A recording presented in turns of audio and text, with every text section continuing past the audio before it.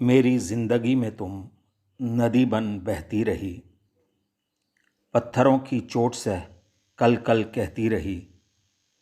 ढेरों खुशियां भर के मेरे दामन में बिना शिकवा नादानी मेरी सहती रही।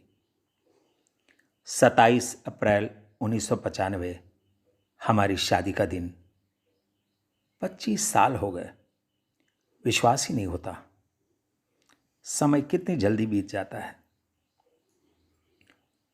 जब हम पहली बार मिले थे तो सबसे पहले मैंने उससे अपनी सारी बुरी आदतों के बारे में बताया था। उसकी मुझसे क्या अपेक्षाएं हैं इसके बारे में बात हुई। उसकी पसंद नापसंद सब पूछता रहा और अपने बारे में बताता रहा। वो बस हाँ ना में जवाब देती रही। ठंड का मौसम था पर वो बार बार पसीना पोंछ रही थी। यही शर्मो हया मुझे भा गई और उसे मेरा बेबाक अंदाज, जिसके बारे में मुझे शादी के कुछ दिन बाद पता चला। 25 साल के सफर तक आते आते खट्टे मीठे अनुभवों के साथ हम ये समझ गए कि एक दूसरे को महंगे तोहफे देना, बाहर रेस्तरां में खाना खाने के लिए जाना, हिल स्टेशंस की सैर, ताम झाम, पार्टी, शोर शराबा सब दिखावा है। सच है तो सिर्फ प्यार का एहसास जो हर तरह की मुश्किलों में भी दिलों को जोड़े रखता है।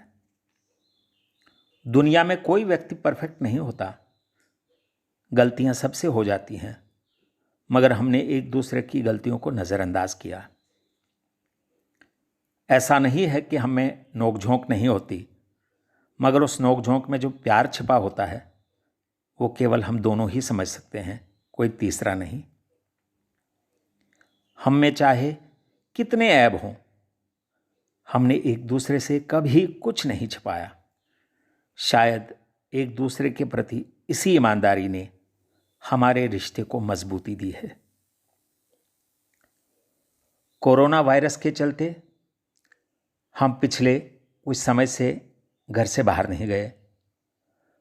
पूरे विश्व में फैली इस महामारी ने हमें एक नए अनुभव का आभास कराया और आज हमें ये विश्वास हो गया कि किसी भी सेलिब्रेशन के लिए अपने घर से अच्छी रोमांटिक जगह नहीं हो सकती।